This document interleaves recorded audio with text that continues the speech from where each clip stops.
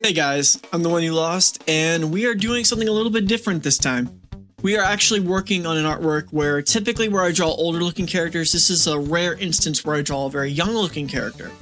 Now, this is one of those artworks that I definitely have to get opinions from my other artist friends while I make it, because typically whenever I draw a very young looking character, I want to make sure I'm not drawing anything that is like too out there.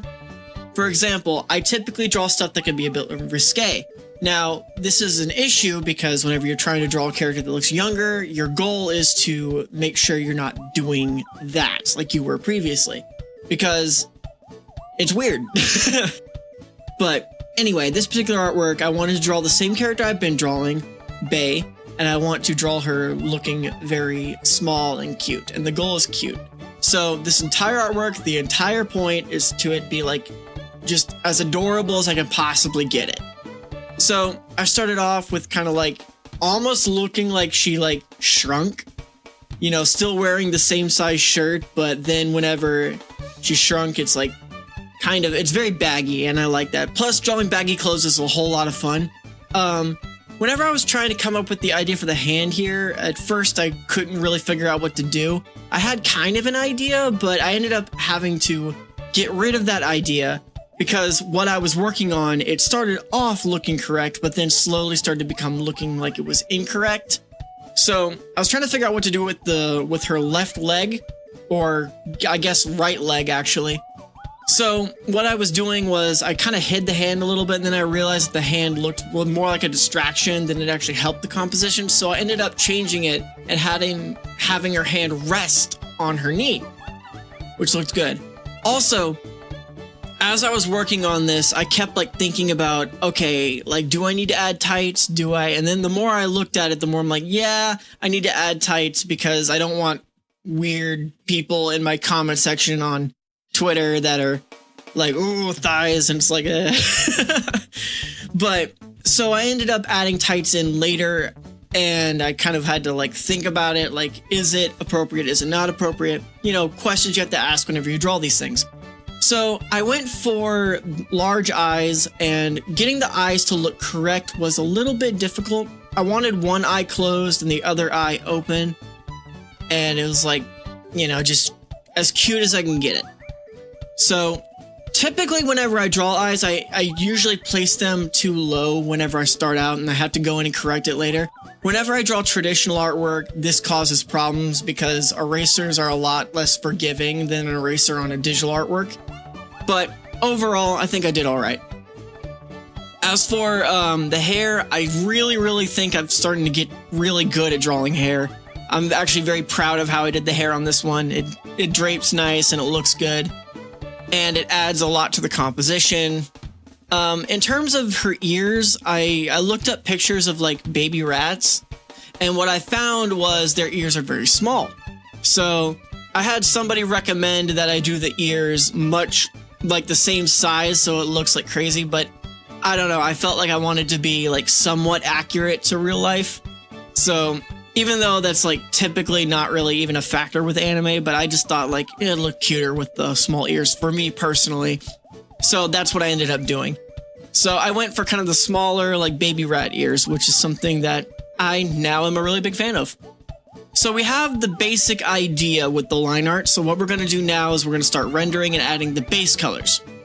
Now, whenever I start adding base colors, I like to think kind of like how saturated do I want to go? Because whenever we add saturation in later with post-processing, we're going to be using things like hard light layers, some add glow. Originally, I had painted the nails, but then I kind of figured that it kind of took away from the artwork instead of added to it. So I ended up kind of erasing the painted nails from the character. And now we have our basic idea. The hair is incredibly saturated, and I absolutely really love that because it like instantly makes you look where I want you to look, which is like the face. So we're adding all the little details to the hair, her little black parts in her hair. We're starting to add all the color to the eyes, and now we're gonna start kind of planning everything out with rendering. You can see I added a ton of hair everywhere, and that's exactly what I like to do. I like adding tons of hair to my artworks. In terms of rendering, this artwork was very, very complex. I had a reference in front of me, but the reference had a completely different light source than what I went with. The reference I used had very direct light, whereas this one kind of had light coming to the side slightly. So I had to kind of figure out how that works. But this was me just creating a preview for Twitter. And again, this was before I decided to add the tights in to kind of not make it so weird. But we have the basic idea here. We're kind of drawing everything in, making it look correct. And here's where we're going to start doing the rendering. And I'll walk you through my process and how I did it here pretty soon. But this is me just kind of planning out the lighting and everything, getting some just preparation for the preview. I probably should have actually edited out the preview, but it'll give you an idea on how I do post-processing. There we go. Now we're adding the rendering. Okay, so like I said, the light is coming from the side and her head is casting a shadow. So what we're trying to do is we're trying to add light where it will actually touch and where it doesn't touch. And that can be a bit difficult because figuring out how lighting works took me a really long time, and there's no one correct way to do things. But for the most part, this is what I'm doing. The light is coming from top right of her, and it's casting a shadow on the character. So we have the basic idea with the skin here, just doing little edits. And now we're going to start getting ready to draw the shirt. So our goal with the shirt is to add kind of a lot of gradients. I really enjoy rendering in gradients because they tend to make everything look a bit more correct. We're also using an airbrush as an eraser by hitting C on our keyboard on the airbrush, and that will instantly turn on the checkered box over where the color wheel is. And what that basically is it turns it into a transparent layer, or an eraser if you would like to think of it that way. Now we're doing the hair. And the hair isn't too crazy. I did more direct light this time with the hair, which might not be 100% correct, but it does look good. Rule of cool and all that.